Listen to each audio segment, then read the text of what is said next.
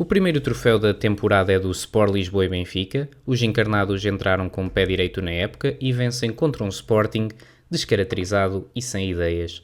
No mercado de transferências, João Félix vai para a Arábia, para decepção ou felicidade dos benfiquistas, enquanto que o Porto e o Sporting ainda estão a alinhar o plantel para o começo do campeonato.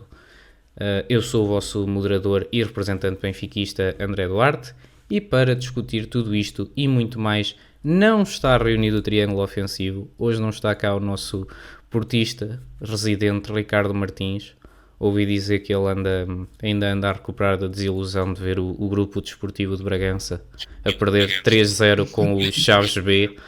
Portanto, não quero falar de futebol durante pelo menos esta semana. Ainda assim, está cá como sempre o nosso sportinguista da casa, como não podia faltar num rescaldo de derby, como vai ser. Como é que estamos, Igor?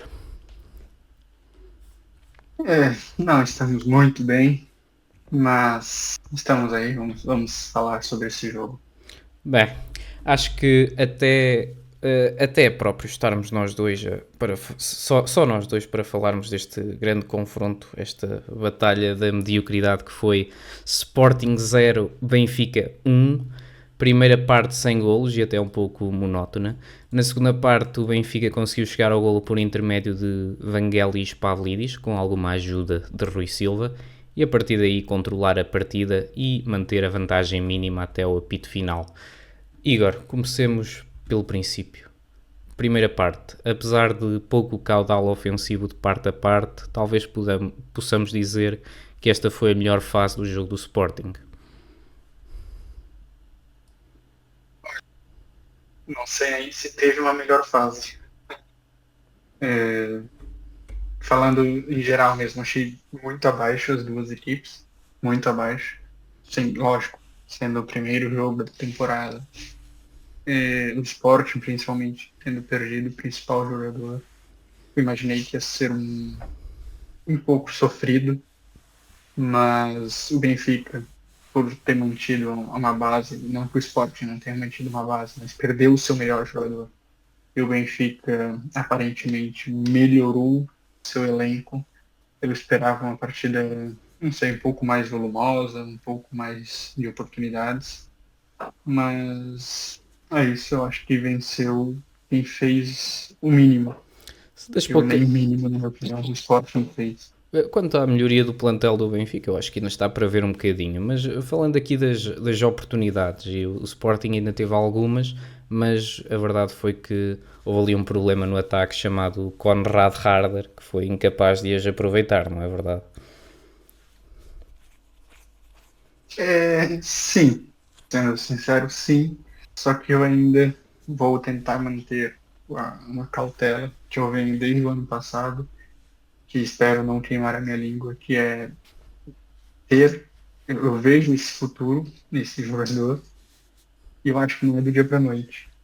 Eu acho que ele é muito jovem e que ele, daqui a um tempo ainda, vai dar algum fruto pro esporte. Mas Agora ele está com uma responsabilidade muito grande. Sim, concordo que ele poderia ter mudado a partida. Teve algumas oportunidades na qual todos sabem que se fosse um outro jogador, que sim, estamos falando de Alves, a partida seria diferente. Mas é isso, não deve ficar pensando no que já passou. O Aaron Harder, tem o próprio Luis Soares, que está para chegar, e é isso que vai ter que ser trabalhado. Acredito muito ainda no Harder, não creio que ele vai ser o titular da temporada, mas ainda acredito que ele possa mostrar um bom futebol para o Sporting e talvez daqui uma temporada ou duas que ele consiga se firmar no ataque titular da equipe. Pois, mas para ti, neste momento, o Arda não é não é avançado titular para o Sporting, pois não? Não, não. Pra falar bem a verdade, se eu só tiver o Harder na equipe, eu prefiro que coloque o Trincão de, de falso 9 e coloque quem andar de titular e jogue com o famoso ataque móvel do Schmidt. Realmente eu acho que é muito mais vantajoso no momento em que o Harder dá de ver nitidamente que ele não está preparado para isso. e tá tudo bem. É, ele é novo, ele tá com uma pedreira muito grande que é substituir o Gyökeres. Então, todos sabem que ele não vai aguentar isso. E o que não pode acontecer é o técnico tentar insistir no jogador e acabar queimando esse jogador. Que eu Uhum. acho de verdade, de novo, falando que pode sim dar muitos frutos ainda ao Sporting, mas não é já. Já falando da segunda parte, que entrou o Luís Soares, viste alguma coisa nele ou ainda é muito cedo para dizer? Não, não. Vamos dizer que é muito cedo para se dizer. Eu acho que ele sim vai ser o titular da equipe, mas eu acho que ele precisa urgentemente de entrosamento. Isso eu acho que ficou muito nítido. Ele é um jogador colombiano, se eu não me engano, é colombiano ou é equatoriano, acho que é colombiano. Então, assim, ele é um jogador que tem muita raça, ele é um jogador que tem técnica, pelos highlights que eu vi desse jogador. Ele sim demonstra ter ali alguma técnica, só que é outro futebol. Ele vai ter que se adaptar e ele vai ter que principalmente se adaptar ao estar substituindo o melhor jogador que já passou pelo esporte nos últimos tempos. Então é uma responsabilidade muito grande, mas sim, creio que ele vai ser o responsável por isso. Talvez não seja a altura, muito provavelmente também não será, mas é o que creio eu, que será o atual substituto do Gyökeres. Bem, enquanto o Sporting não tem um avançado, se calhar o Benfica, neste momento, é das únicas coisas que definitivamente tem.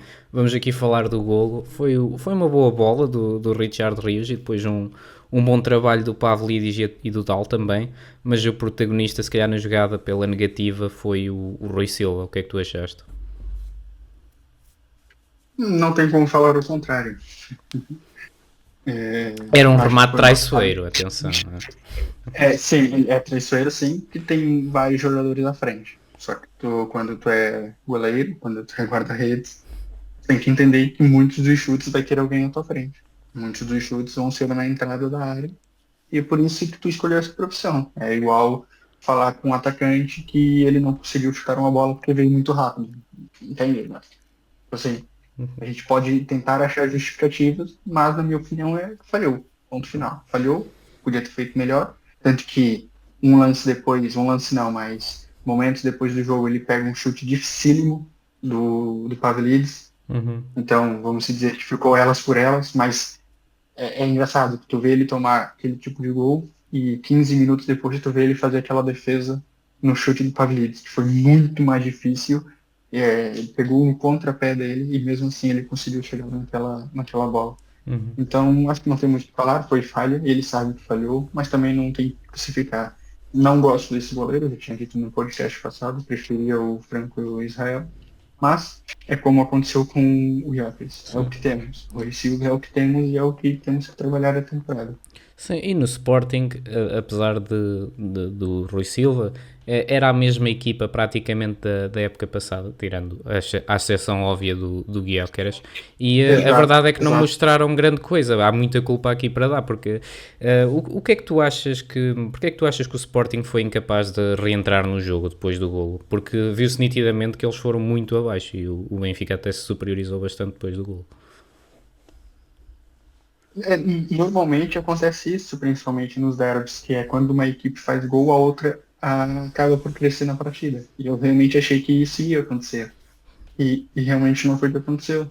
É, não sei dizer, não vou nem falar que isso é psicológico, porque como tu mesmo disse agora, é a mesma equipe do ano passado, a mesma, Sim. todos os jogadores, só não tem o seu principal, que é o Gyökeres. Mas a mentalidade não pode ser que ficou abalada pela saída de um jogador. Uhum. Então, assim, acho que está na hora de parar de dar as desculpas de que, o Gyökeres isso, o Gyökeres aquilo, e começar a acordar, porque a temporada começou. E se calhar O também primeiro título que tinha já foi. Uhum. E se calhar também vale a pena falar um bocadinho do novo sistema de quatro defesas que o Rui Borges tem implementado, que me parece que continua a não resultar muito bem. Achas que ele combina bem as duas formas? Porque depois durante a segunda parte já voltou um pouco para o esquema de três centrais. O que é que tu achaste da tática do Rui Borges para este jogo?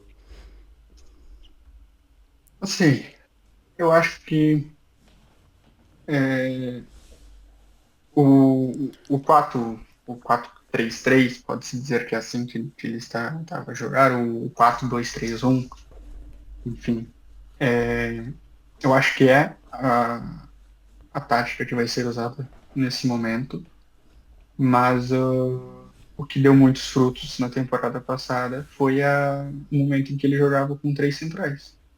Ele jogou algumas partidas com três centrais, o De Bast muitas vezes ainda fazendo essa função de ser mais um zagueiro, mais um defensor.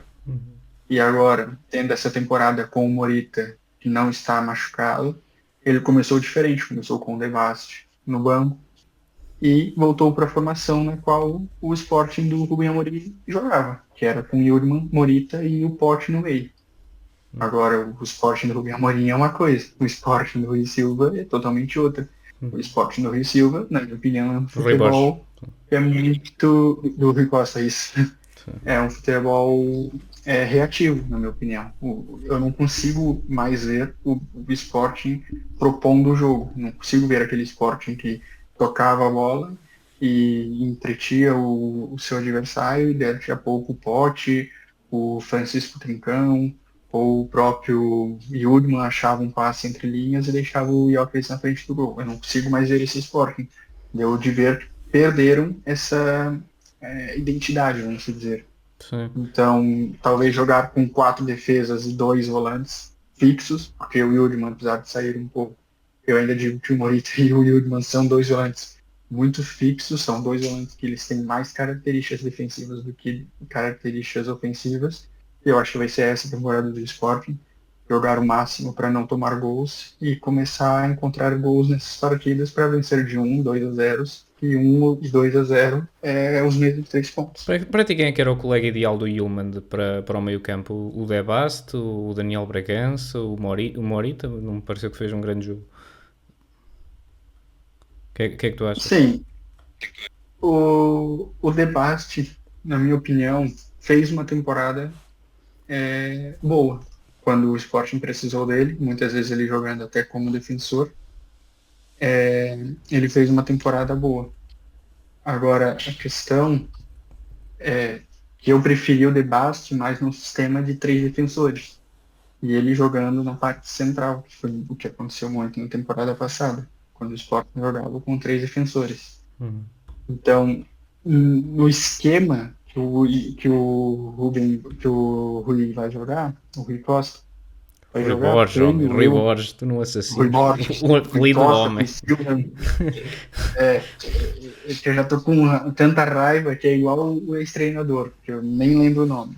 Mas enfim, eu acho que realmente ele vai jogar nessa tática do 4-2-3-1 ou 4-3-3, chamem como quiser. Mas eu ainda acho que um 4-3-3, eu acho que ele vai implementar essa tática pelo menos nesse início de temporada. E eu diria que foi a equipe que começou como contra o Benfica. Eu acho que não vai ser nada disso que ele vai mudar, a não ser o próprio Luís Soares na frente com o Harder. Ou, talvez, porque ele já fez um jogo muito bom na pré-temporada, que é o jogador da Geórgia, que eu não consigo lembrar o nome dele. Koshorashvili. Kochorazvili. Assim, ele é um jogador bom, não é assim algo de outro mundo, mas é um jogador muito bom. Já mostrou que tem capacidade. Então, assim, o Yudman é titular garantido. Agora, a De Bast, Daniel Bragança, o próprio Daniel Bragança, quando não estava machucado, era um jogador muito útil e que fazia muita diferença. Então, De Bast, Daniel Bragança e esse próprio Kocharazvili são jogadores que vão brigar para estar do lado do Yudman.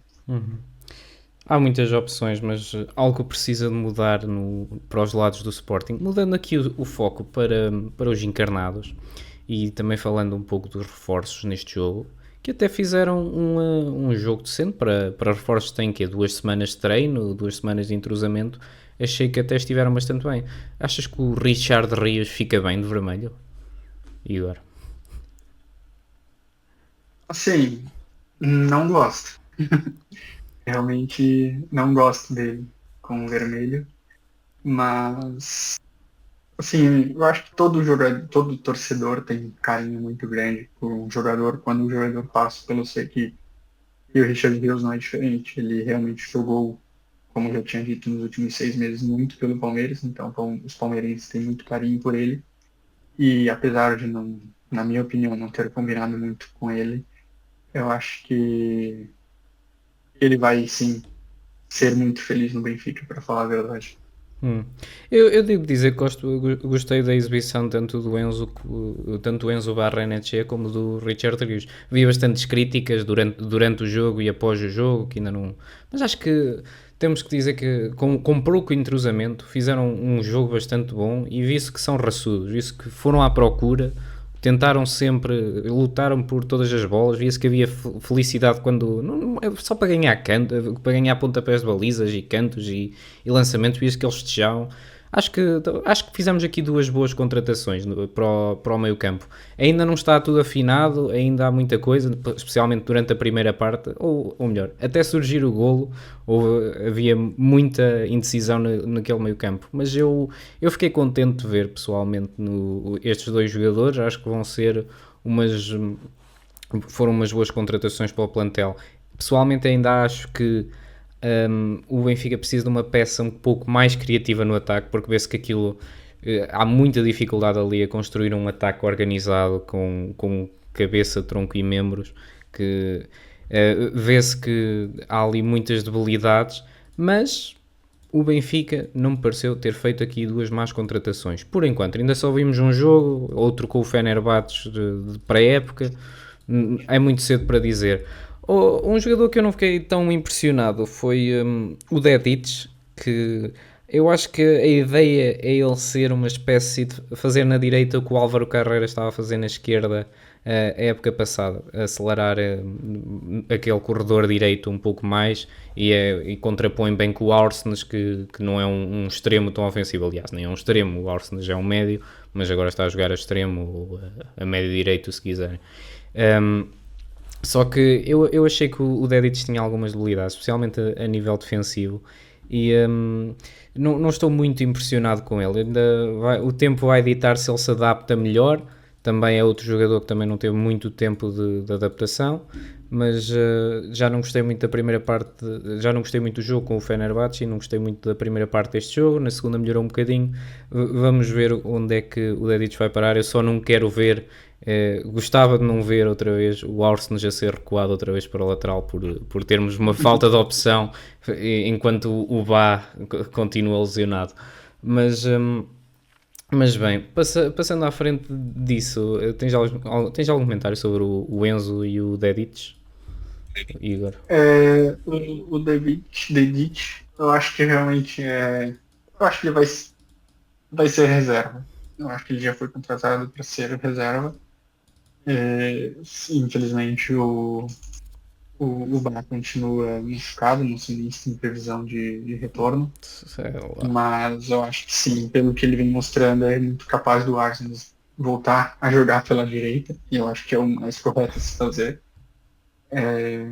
E ainda só para pontuar aqui o meio de campo do Benfica, que eu ia falar anteriormente, mas eu acho que o Benfica, apesar de tudo, eu acho que o Richard Rios foi escalado numa posição que nem é a dele também. Porque o Benfica jogou com o Leandro Barreiro, Enzo e Richard Rios, né? Sim, acho que o Enzo é médio defensivo e depois o Leandro Barreiro e o Richard Rios são as duas peças do meio, com o Leandro Barreiro a fazer de segundo avançado em momento defensivo na pressão, como se diz. Então, e a característica principal do Richard Rios é ser um 8. Ele é um 8. Ele marca muito, todos viram isso, ele marca muito bem e ele vai correr o jogo inteiro, ele não tem problema com isso. Ele vai correr os 90 minutos e se precisar ele corre mais os 30 de uma possível prorrogação. E ele é esse 8, porque apesar dele não ter feito tanto isso, e ele foi que na verdade fez o lançamento no gol do Benfica, Ele é esse jogador que vem buscar a bola e faz esse tipo de passe. Ele tem um passe em profundidade muito bom e ele tem um drible muito bom também. Sim. Então, ele é esse jogador que vai vir buscar a bola na intermediária defensiva e às vezes ao meio-campo, na intermediária do ataque, ele vai ter uma possibilidade de um passe, ou ele vai estar num contra um, vai dar um drible e vai clarear mais ainda o campo para ele. Então, acho que o Benfica ainda precisa de um 10. Porque na minha escalação do Benfica seria o Enzo como fixo, como o 5, não é o Leandro Barreira. Seria o Enzo, o Richard Rios e um jogador. Sim, E outro, no mas caso de um 10. eu acho que tu descreveste bem aqui o erro. E o Richard Rios estava a fazer mais ou menos esse papel, mas o problema é que aqui o erro é o Leandro Barreiro na posição de estava, porque o Leandro Barreiro eu não sei se tem a polivalência para jogar a 10 ou a espécie de 8,5 que ele estava a jogar, em que ele faz do segundo avançado, porque ele depois vê-se na cara do golo, é o Leandro Barreiro que se vai ver na cara do golo. E depois, até no próprio lance do gol do Benfica, ele falha uma oportunidade claríssima, passa-lhe a bola entre as pernas e depois por acaso ressalta para o Pavlidis e o Pavlidis faz o gol. Mas até nesse lance se viu que o Leandro Barreiro não é a melhor opção para estar naquela fase do jogo. No último terço, acho que o Leandro Barreiro não é a peça que vai decidir o ataque. O Richard Rios acho que fez o seu trabalho. O Leandro Barreiro, não sei se aquele é o trabalho indicado para ele, tendo feito o melhor que conseguia, claro. Sim, é só esse ponto que eu achei que, talvez também por não conhecer tão bem dois jogadores, creio que era um primeiro jogo da temporada, apesar de ser uma final, que valer um título, eu acho que era assim, talvez um teste, para ver como que ia se comportar. Achei muito fraco em questão de criação, mas é porque é aquilo que nós mesmos já dissemos, falta um 10, falta um jogador de qualidade que vai conseguir pegar a bola e colocar no pé do Pavlidis, vai Falta um conseguir pegar a bola e Félix, vai não fazer é? o jogo. Como? Falta um Félix, então. Claro, claro. O Renato Sanches. Exato. Era o Renato Sanches também, fazia aqui um bocadinho de falta. E eu gostei particularmente do Lage na conferência de imprensa ter dito que este troféu também é para todos os que ajudaram a construir esta equipa e este ambiente na época passada, e disse os nomes do Renato Sanches e do Coxu. Eu achei engraçado essa parte da conferência de imprensa. Acho que ficou bem, mas não sei se é muito verdade, mas acho que ficou bem. Bem, leituras do jogo, assim, mais para o final. Acho que a leitura correta em geral é que as perspectivas do Porto estão um bocadinho melhores para esta época, pela falta de qualidade demonstrada de parte a parte. O que é que tu achaste? Sim, eu acho que vai ser uma temporada mais equilibrada. Eu, de verdade mesmo, acho que o Benfica, se conseguir acertar a equipe, é quem vai sair um pouco à frente das outras, por já ter mantido um elenco e ainda, na minha opinião, melhorou o seu elenco. O Porto, é o que eu já tinha dito, não tinha como piorar. Qualquer um que eles trouxessem melhorava. Então o Porto está tendo muita expectativa e acho que sim, vai ser. Eles vão até começar a temporada com mais sangue no olho, para não ser tão feio quanto foi a última temporada, apesar de ter terminado em terceiro lugar, mas do jeito que foi, com derrotas humilhantes, não conseguir chegar em finais e tudo mais. E o Sporting, na minha opinião, ele larga junto com o Benfica, só fazendo um adendo que é sem o Iotris. Isso larga ao lado do Benfica, mas o Benfica larga com uma Ferrari e o Sporting larga com um Seat Ibiza, vamos dizer assim. Eu acho que o Sporting está a arrancar com um Porsche, mas mudaram-lhe o motor para ser de um Fiat, ou assim, porque trocaram-lhe o pobre do motor, caramba, o Guioca era o que... Foram fazer um pit stop e estava na chuva e colocaram os pneus para o calor. Exato. Daqui a pouco vai derrapar, vai chegar numa curva, vai derrapar, não tem o que fazer. Sim, vamos ver o que é que a temporada traz. Também temos que nos lembrar que nas últimas 6 ou 7 temporadas o vencedor da Supertaça não ganhou o campeonato. atenção a isso, porque já se Isso é um fala dado muito interessante. já se fala na maldição da Supertaça, se calhar o Sporting estava a jogar com isso ou qualquer coisa, não sei. Mas Aí é inteligentíssimo o Rui Borges. exato, já me mostrava alguma inteligência aí.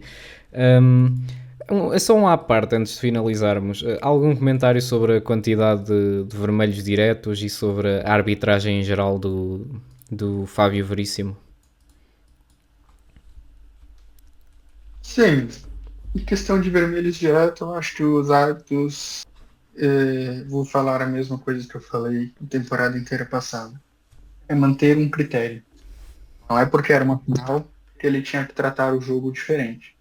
Então, se eles começarem ficando dessa maneira, que eu acho que até que não foi uma arbitragem ruim, eu acho que ele controlou muito bem a primeira parte, também não teve um jogo lá de muitos pontapés nem nada, mas acho que ele controlou muito bem. Na segunda parte ele começou ali a amarelar justamente para ele ter o controle do jogo e porque precisava, né? Tem lances que não pode não dar o amarelo, mas eu acho que é critério. Eu não posso vir aqui daqui um mês e o árbitro ter tido um critério totalmente diferente só porque é na liga. Então, acho que se eles manterem o mesmo critério do começo ao fim, que eu acho muito difícil, eu posso dizer que não foi nenhuma arbitragem ruim. Eu acho que até que foi uma arbitragem aceitável. Sim, eu não sei se o banco do Benfica, é difícil de perceber na televisão se o banco do Benfica estava de facto a ser muito espalhafatoso, se talvez tenham essas instruções por causa do que aconteceu na taça passada, que se calhar não se meteu pressão suficiente nos árbitros, o Sporting está a ganhar porque mete pressão e nós não estamos a meter pressão ou qualquer coisa assim. Pronto, eu percebo isso e o Fábio Veríssimo quis cortar o mal pela raiz. Mas a ideia que eu tenho quando comparo o campeonato português com os campeonatos lá fora, especialmente a Liga Inglesa, que é que acabamos por ver mais de futebol lá fora, é que este tipo de coisas de está a acabar o jogo, começam a voar cartões por todo o lado, tu está quieto, tu vai para ali, e começam estes dois já. Isto é uma coisa muito do Tugão. Eu sinto que não vejo isto na Liga Inglesa. Tu já estás aqui a ver futebol há algum tempo e agora o que é que qual é a tua leitura sobre isso? Nós somos um bocadinho espalhafatosos, não? Eu acho mais nem só o futebol português, André. O futebol brasileiro é igual. No Brasil nós falamos a mesma coisa. O porquê que na Inglaterra é diferente? Porque o juiz, se tu chegar no primeiro lance da partida e tu dar um pontapé no teu adversário sem tu visar a bola, ele vai te dar cartão amarelo e ponto final. E se tu depois ir lá e colocar a mão na bola, mesmo que involuntariamente, e é um lance para cartão amarelo, ele vai lá e vai te expulsar. Por quê? Porque o árbitro lá não tem medo. O árbitro lá ele é protegido, diferente. Aqui em Portugal é muito diferente. É quase que igual no Brasil. O árbitro é sempre o vilão. Lógico, tem momentos que não dá nem de falar que ele não é. Só que eu acho que precisa ter uma profissionalização dos árbitros. É isso que eu venho falando há muito tempo.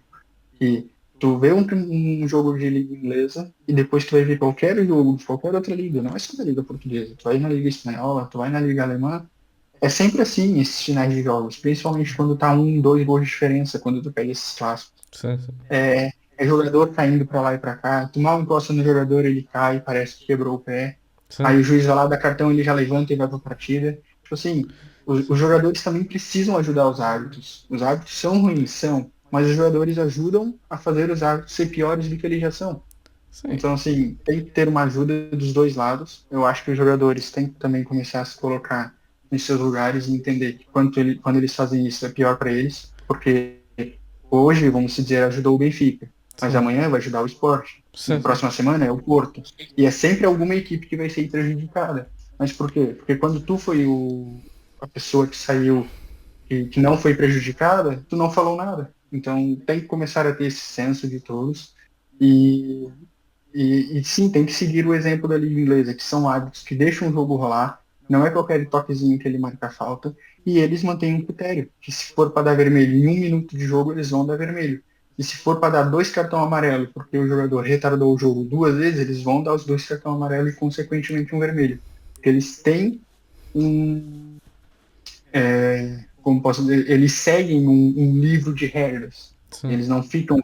Um jogo é isso, outro jogo é aquilo. agora é Arsenal, vamos optar desse jeito, ou agora é Liverpool, vamos optar daquele jeito. Não, ele segue um livro de regras. E é isso que deveria, pelo menos, acontecer em todas as outras ligas. Sim, e a ideia que fica dos jogos aqui em Portugal, nos clássicos, é que os árbitros sentem muito a pressão.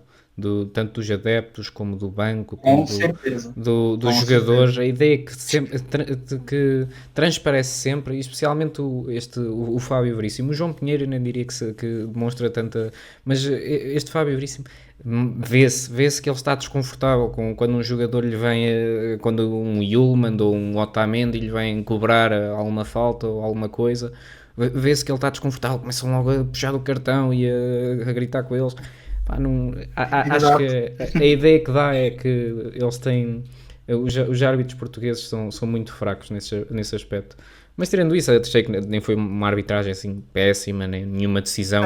Sim, também não achei. Também não achei Nenhuma que foram mal. decisão assim de descalabro. Houve aquele lance que podia ter sido penalti do Leandro Barreiro, mas aquilo para mim nunca é penalti. Acho que era o Trincão, deixou a perna Não, para também trás. não. Não, Também. É aquilo que eu digo, é como eu falei anteriormente. Ele não pode, num próximo jogo, com o Benfica em casa, vamos se dizer, e acontecer o mesmo lance, ele ir lá e dar esse pênalti. Entende? sim. É aquilo que eu acabei de dizer. É ter um livro de regras, é seguir uma coisa do começo ao fim. É como tu falou, os árbitros são muito influenciáveis. Isso eu falei numa temporada passada, que teve um clássico, e eu falei, se esse lance fosse na casa do Sporting, ele ia marcar pênalti. Se esse mesmo lance fosse na casa do Benfica, ele ia marcar o pênalti. Mas se fosse o lance igual para o Sporting na casa do Benfica, ele não marcaria, e vice-versa. Os árbitros, sim, eles caem na pressão da torcida, muitas vezes a própria pressão da equipe que está a jogar em casa, seja Benfica, Porto, Sporting, seja lá qual for. Mas os árbitros têm que entender que eles ditam o ritmo da partida. Muitas vezes é eles que fazem o jogo ficar ruim e eles que fazem o jogo ficar bom. Exato. Concordo. Vitória justa do Benfica é o nosso resumo, o resumo da nossa análise, não é, Igor? Vamos passar para o mercado de Exato, eu acho que transferência. sim. Um, Vamos começando se calhar pelo Porto. Não há muito a dizer sobre esta semana. Tudo foi muito focado na Supertaça. O Porto contratou um novo central, Jan Bednarek, central da. Espera aí que eu tinha aqui aberto. Um segundo. Jan Bednarek veio de. Ixi, Jesus. Veio do Southampton para o Futebol Clube do Porto. Bem, fazer pior do que estavam a fazer os centrais da época passada é muito difícil no Porto. Convenhamos. Acho que é a Exato. única leitura que podemos ter, não é, Igor? Assim, eu vi alguns jogos do Southampton, não porque eu queria ver, é aquele jogo, vi o jogo culposamente, né? Que eu estava a ver outra equipe e via o Southampton. Não é um jogador ruim, eu acho que é um jogador já experiente, tem 30 anos, né? 32, alguma coisa assim. Então, assim, é um jogador experiente.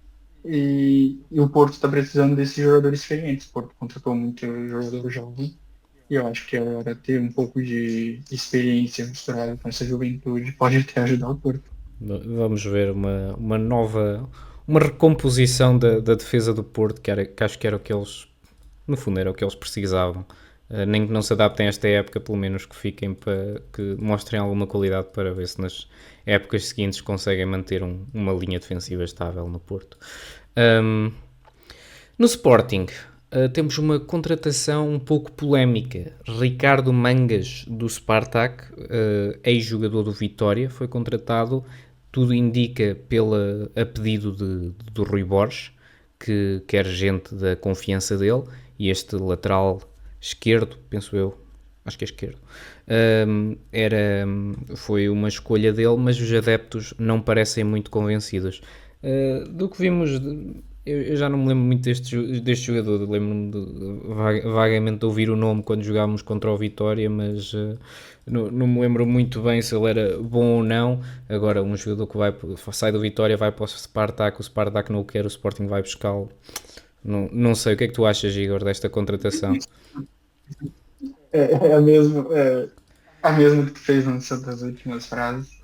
Um jogador que saiu do Vitória, que não está entre as 3 maiores equipes de Portugal, vai para o Spartak.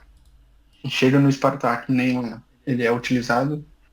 Eu acho que realmente, eu acho que ele jogava lá, eu acho que ele não era titular, mas eu acho que ele jogava algumas partidas no Spartak, pelo que eu vi, mas um jogador que não é utilizado, um jogador que não conseguiu se firmar numa liga inferior à Liga de Portugal, e o Sporting que vem nos últimos 2 anos sendo protagonista e ir atrás desse jogador, talvez os scouts tenham visto algo muito interessante no qual ninguém conseguiu ver, só os scouts. Pois, achas que aqui é um bocadinho o Rui Borges a querer jogadores de confiança? Ou o que é qual é a tua leitura aqui? O que é que o Rui Borges vê que nós não estamos a ver? Então, pode-se dizer que sim, que ele quer alguns jogadores de confiança, e mesmo pelo lado esquerdo, ele tem hoje o Max Araújo e o brasileiro, que eu esqueci o nome, O Mateus Reis. o Matheus E depois Reis, ainda tem o exato, Nuno Matheus Santos, está Reis. lesionado. Mas não sei que tanta. Exato, e tem o Nuno Santos. Então, eu vi que ele é um defesa esquerdo, um lateral esquerdo, mas eu vi que muitas vezes ele também jogou até de um ala esquerdo ali, vamos dizer um extremo esquerdo, não um extremo, um ala esquerdo. Se ele vier para jogar de lateral, não consigo entender o porquê. Já tem o Marcos Araújo, tem o Matheus Reis e depois tem o Nuno Santos, que também faz essa função de ala. Se ele veio para jogar de ala, também não consigo entender o porquê. Tem Geni Catamo, que hoje joga muito nessa posição. O próprio Pote, quando o Sporting joga com 4 ao meio, muitas vezes o Pote consegue cair por aquele lado. Então, assim, é, pode-se dizer que é uma contradição de confiança, mas não sei se ele quer controlar o vestiário, o balneário, não sei se é para isso, não sei se é uma recomposição pensando num jogador que vai sair que ninguém sabe ainda, mas realmente é uma contradição duvidosa, no mínimo. Sim, o Sporting é o anti-Benfica, tem 8 laterais e são todos meios medíocres, enquanto que o Benfica tem sempre que adaptar alguém e acaba por tem sempre que adaptar um jogador que não é lateral a lateral e acaba por resultar melhor do que os próprios laterais que lá estavam. É engraçado a liga portuguesa. E ainda é mais engraçado quando se for ver o meio de campo hoje do Sport. Que hoje o Sport no plantel, de meio campo mesmo contando que o Pote também está no meio campo, que na minha opinião o Pote é mais um avançado do que um médio. Mas contando que o Pote está no meio campo, o Sporting hoje tem 6 jogadores e o Daniel Bragança está machucado. Contando que o João Simões, que acho que é um jogador que é da base da equipe B do Sim, Sporting, ainda tens o Felicíssimo também. eu acho que vai ter ali algumas oportunidades, mas ainda não é algo que desenvolveu. Então, assim, se há algum lugar por carência de jogador, tem muitos outros lugares do que a defesa. Que a defesa, se for para contratar alguém, tem que ser mais um defesa central. Sim. Mas realmente não faz sentido, na minha opinião, não faz sentido. Bem, passando para contratações que não fazem sentido. João Félix fez notícias, capas de jornais esta semana, porque foi um traidor, vejamos bem, um Judas, que foi roubado ao Benfica pelo Al Nassr. Eu só tenho que agradecer. Eu nunca vi o João Félix com boa aposta. Quem tem acompanhado o Triângulo Ofensivo sabe que eu digo a mesma coisa todos os episódios. No último episódio eu até já tinha aceito de barato que ele ia de facto ser contratado, porque estava a ser falado todas as semanas, mas acho que mesmo pouco depois de fazermos o podcast, acho que ainda foi na própria quinta-feira ou foi na sexta-feira, mas pronto, à última da hora, quando parecia que o negócio estava quase finalizado, o Jorge Jesus e o Cristiano Ronaldo mostraram-se como os verdadeiros benfiquistas e interromperam aquilo que, na minha visão, seria um erro do Benfica, e contrataram o João Félix. Queres fazer aqui um bocadinho de Ricardo, Igor, e dar a tua opinião sobre estas escolhas de carreira do nosso amigo Félix? Aqui eu tenho que ser um defensor do Ricardo e que ele realmente sempre falou que ia ser essa carreira do João Félix.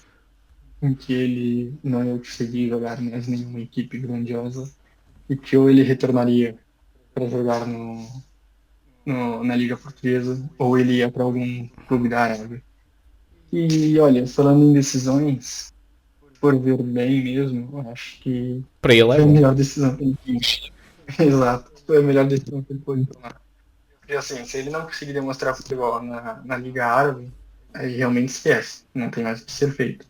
E lá, além de tudo, ele vai ter uma coisa em que muitos lugares não tem, que é um salário muito bom.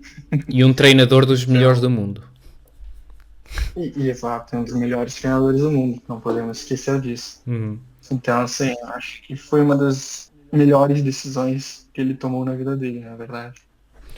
Eu, eu até concordo. É assim, eu não tenho nada contra o Félix. Acho que houve pessoal que ficou um bocado magoado com estas coisas. Não tenho nada que ficar magoado. É a escolha do João Félix. Acho que é muito melhor para a carreira dele do que vir para o Benfica, ter uma pressão muito maior para um salário que quase certeza que não ia ser tão grande. E se fosse, isso era um bocadinho preocupante até para o Benfica. Eu acho que foi uma boa escolha de carreira para ele. Agora, não era este o futuro que há 6 anos nós esperávamos para o Félix, quando ele foi vendido por 120 e tal milhões para o Atlético de Madrid. Todos achavam que ele ia ser um daqueles jogadores estrela, que ia ser um dos grandes da próxima, desta década que está a decorrer. E a verdade é que falhou, temos que admitir, falhou redondamente em todos os lugares onde esteve. Teve algumas boas épocas no Atlético, teve um bom momento no início quando se juntou ao Barcelona, mas para além disso o Chelsea foi uma razia, a AC Milan foi uma razia. Acho que o Félix foi uma promessa desperdiçada aí. Vi que o Jesus, não sei se isto foi para fazer Manchester, mas vi que apareceu uma notícia que o Jesus disse que ele está muito, muito fora de forma, o João Félix, que vão ter que escacar a pedra ali para pôr o Félix de volta a ser um grande jogador que era no Benfica. Acho que foram mais ou menos estas as palavras do Jesus, não estou a citar diretamente, mas basicamente é isso. O Félix parece-me que houve pouca consistência e se calhar pouca entrega ao desporto, por assim dizer. Para substituir o Félix, já que o Benfica nunca tem plano B, depois foram lançados um conjunto grande de nomes e o que parece estar, se calhar, mais encaminhado, apesar de que eu duvido, acho que está tão encaminhado quanto o Félix e o Tiago Almada estavam, é Paulo Dybala.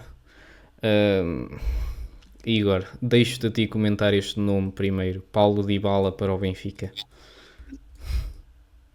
Sim. Se for aquele de bala que surgiu naquela Juventus que brilhava os olhos, eu acho que é uma excelente contratação. É a mesma coisa o Félix. Se fosse o Félix que Exato. saiu do Benfica, era uma ótima contratação para o Benfica. Agora é o momento atual do jogador. Não vem num bom momento. É um grande jogador. Acredito que ainda pode recuperar o bom futebol que tem. Mas é uma aposta, não deixa de ser uma aposta. Porque não é um jogador que está em alta, não é um jogador que está fazendo a diferença. Mas é um jogador que todos sabem da qualidade que tem. Não, é que é mais uma vez, é no mesmo registro, a escolha mais insustentável possível, ou mais arriscada possível. Ou isto está muito bem, ou isto está muito para o torto. Só para... Estive a ver, segundo dizem, o historial deste jogador é que ele é um lesionado crónico já para aí há 3 épocas. Não sei, estamos com falta, temos que sempre todas as épocas contratar um lesionado crónico. Desta vez o PSG parece já não tem lá nenhum, estão a querer ir buscar um à Roma. Não sei, se for contratado eu espero que resulte. Acho que o Paulo Dybala é um jogador que obviamente tem qualidade, é um internacional que jogou vários jogos pela Argentina, fez parte da Juventus, como tu disseste, mas acho que não é a melhor opção para o Benfica neste momento. Não sei que também não tenho assim estudado uma opção ideal para o Benfica neste momento, mas acho que temos que ir atrás de outras respostas. O criativo que nos falta, se calhar pode vir de um Prestiani, pode vir de um Sheldrup, mais do que de uma destas contratações estrela que estão sempre a ser apontadas para o Benfica, que depois raramente acontecem, e quando acontecem também não tendem a dar um grande resultado. E ficamos por aí no mercado de transferências do Benfica, se calhar. Passamos já à nossa rubrica habitual de mercado de transferências internacional, Igor. Sim, sim, seguimos. Vamos então seguir para o que é que tu achas disto. Luís Dias para o Bayern de Munique. O que é que tu achas disto, Igor? Eu acho uma excelente contratação, para falar a verdade. Eu acho que o Luiz Dias já não estava conseguindo, é, como posso dizer isso, eu não estava conseguindo ser o Luiz Dias que chegou no Liverpool. Ele já vinha de uma temporada e meia, tendo muita inconstância. E eu acho que é uma excelente contratação do Bayern. Eu acho que ele tem uma característica muito boa, que é o 1 contra 1. O Bayern hoje precisa de alguns jogadores dessas características, apesar de ter alguns, mas eu acho que foi uma grande contratação do Bayern. Mas quantos extremos é que o Bayern também tem? O Bayern não tem uma carrada deles. O Olise, o Gnabry, o Coman, o Musiala. Já nem sei Exato, mais. Eu acho que. é justamente por isso que eu digo, Não sei. sem disso. Pois eu não sei, e esta contratação é um bocadinho. Faz lembrar um bocadinho a contratação umas épocas do Sadio Mané, que também depois deu para o torto, se não me engano, do Bayern. Eles não têm andado com a mira muito acertada. Tu vês este Luís Dias como uma potencial mais-valia? Eu vejo ele com esse potencial pelo fato de que o Coman e o Gnabry, na minha opinião, são dois jogadores muito abaixo. São dois jogadores já muito é, consistentes não, mas já estão fixos, vamos dizer, na equipe do Bayern. São dois jogadores que são ninguém duvida deles, mas eu acho que eles não entregam além daquilo. Sim. E o Luiz Dias, na minha opinião, é melhor do que os dois. É melhor do que os dois. Uhum. O Olise já é a questão de que ele, muito provavelmente, eu acho que ele vai cair para o meio nessa temporada. Pois, porque. Pelo fato do Musiala estar machucado. Pois. Entende? Sim. Então, assim, eu acho que a contratação do Luiz Dias é justamente para isso, para o Coman e para o Gnabry fazerem essa troca entre os dois, apesar de que eu acho que um é destro e outro é canhoto, mas eu acho que vai ser isso, e o Luiz Dias é o titular Sim. incontestável daquela extrema esquerda, do ponto esquerda do Bayern. Sim, vai ser um ataque de Sané, Olise, Luís Dias e Harry Kane, basicamente. Se estivermos a Exato, projetar. é mais ou menos isso que eu imagino também. Sim. Vamos ver como é que resulta. Se é uma boa contratação. Vamos. Alexander Isaac para o Liverpool, o que é que tu achas? Está com dificuldades. Está com dificuldades a fechar o negócio, mas achas que é uma excelente contratação? Exato, eu vi que também estava já nessas últimas horas que o negócio também tinha se encaminhado. Então, pô, acho que não tenho o que falar. Pelos jogadores que hoje eu acho que é o Darwin Núñez e o Gakpo. Eu acho que é mais o Gakpo ainda que tem mais chance de ser titular do que o Darwin Núñez. Eu acho que ele chega para ser titular, já conhece a liga inglesa.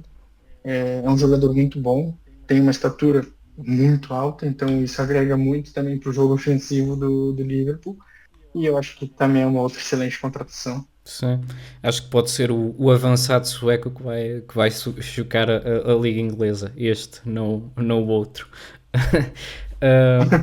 Mas pronto, acho que o Liverpool vai precisar desta contratação, especialmente porque depois vão perder o Luís Dias, provavelmente, e tiveram a perda do Diogo Jota, que há de ser, foi a pior desta época. E depois temos também falado Antony para o Al Nassr. O Al Nassr está aqui a construir uma equipa, atenção. Tens opiniões sobre... É só GOATs nesta equipa. Exato, assim, acho que não vai acontecer. Se acontecer, eu acho que é um retrocesso muito grande para um jogador que, não digo que é de primeira prateleira, muito provavelmente não seja, mas eu acho que ele ainda tem algo para dar. Todos viram a boa temporada que ele fez, o bom fim de temporada que ele fez pelo Betis, um jogador que foi importante para a equipe. Eu acho que ele se encontrou num futebol que é aquilo dali, não vai ser muito além, entende? Sim. Então acho que ele, se for para a Arábia, é um retrocesso muito grande. Não acredito que ele vai fazer isso. Não acredito que ele vai tomar essa decisão. Hum, Tendo a concordar. Mas não sei, o dinheiro fala muito alto. Xavi Simons para o Chelsea, meio-campista do Leipzig. Tens opiniões? É uma boa contratação? É mais um jogador muito jovem, é, mas eu acho que esse já é um jogador, apesar de jovem, é um jogador muito consolidado. Acho que ele já passou.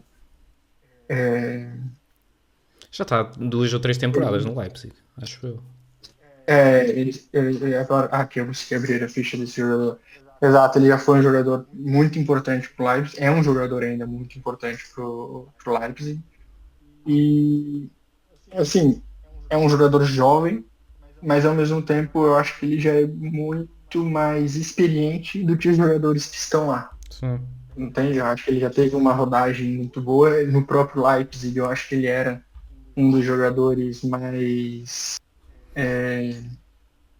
experientes, vamos dizer, que mais tinha voz. Acho que, Então acho que sim, é uma boa contratação. acho que eles estão a preparar também o fim de carreira, se calhar, do Reece James, que pode estar por perto, ou se calhar vão passar o Reece James já para segundo plano e tentar arranjar uma segunda opção para ele, ou então vai simplesmente para ser jogador do plantel, que eles...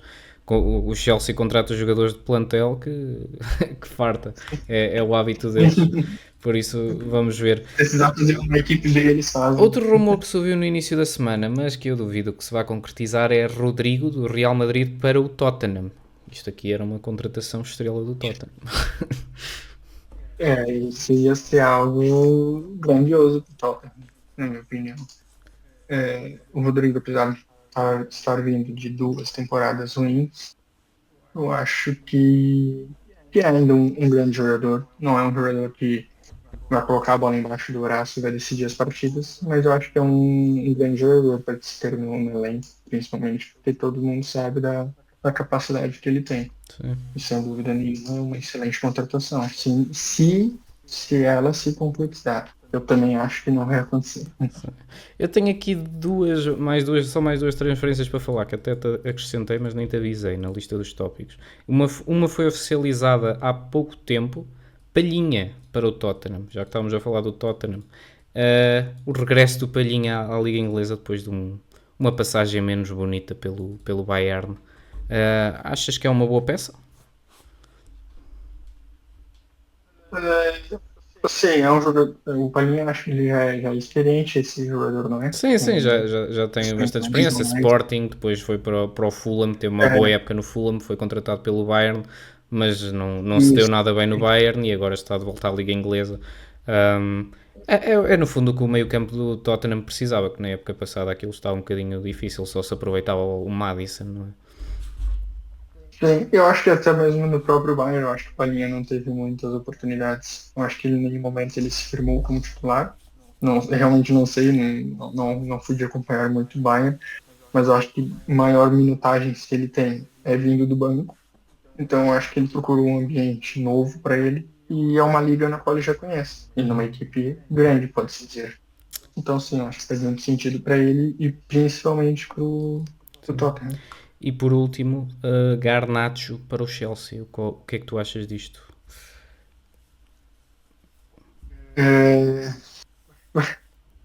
O Chelsea de novo, mais uma daquelas contratações que... Para fazer face à saída de uma Dueca é preciso de outro extremo sem cérebro, com todo o respeito. É que nem no próprio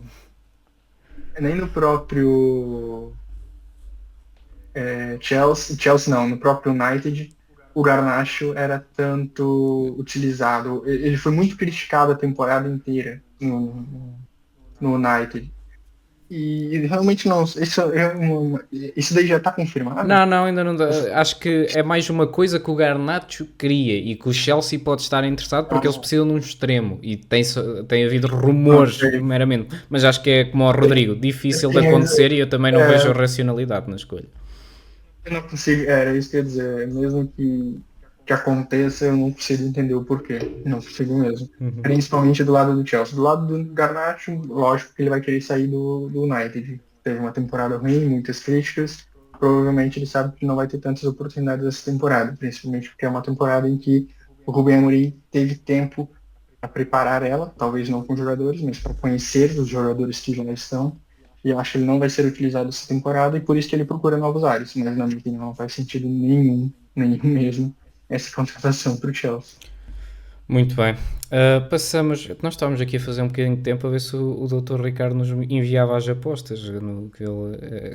Mas acho que ele desistiu mesmo do futebol esta semana. Eu vi-o no Bragança Chaves B, ele não é, já não é mais o mesmo, infelizmente. Estou triste. Exato. Vamos aqui às apostas então. Nice, Benfica. Espera aí, deixa-me ler. Calma, que temos aqui que contabilizar os meus ganhos, que eu fui o único que apostou na vitória do Benfica para a Supertaça. Fui a única mente brilhante que apostou nisso. Apesar de que todos apostamos no marcador e acertamos que era o Pavlidis. Nisso fomos todos inteligentes. Diz? Desculpa. Não, só falei que não tinha como apostar em outra. Exatamente. Bem, ora bem, são 4 pontos para mim e 3 para vocês dois. Tá certo? Está certa a minha contagem? Sim, acertou o resultado e o marcador, que até então não era o principal marcador, né? Exatamente. Bem, e então vamos para o Nice Benfica, comigo em vantagem. Deixem-me pensar aqui na minha aposta. Vamos ver o que é que eu tenho aqui nas minhas notas apontadas. Ora, tenho Nice 2, Benfica 2. É muito isso. O Benfica fora de casa nos jogos em França. Há assim um bocadinho de apreensão. Este Benfica ainda está muito verde. Ainda não estão entrosados as nossas contratações. Vamos pôr 2-2. E eu estou indeciso em quem meto para marcar. Porque agora uma aposta no Pavlidis só vai dar um ponto, não é? Mas acho que tem de ser Pavlidis porque é quase golo certo, é um ponto certinho, quase certeza. Vamos pôr Pavlidis. Tu, Igor, já que o Ricardo não está cá para nos dar a sua aposta.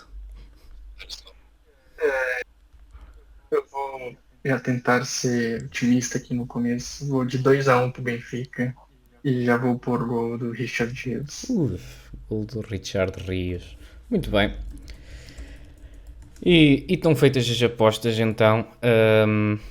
Termina mais um episódio do Triângulo Ofensivo, hoje reduzido a 2. Não se esqueçam de dar gosto e subscrever o canal do YouTube da Rádio Lince Futebol, que acaba de passar os 1000 subscritores. Muito obrigado a todos os que nos seguem assiduamente. Pronto, subscrevam para acompanhar os nossos podcasts e novos vídeos todas as semanas. Alguma nota, Igor? Não, só agradecer a todos os ouvintes. Continuem a nos ouvir, continuem a dar o gosto, a compartilhar e é isso. Vamos para mais uma semana. Obrigado a todos e até à próxima.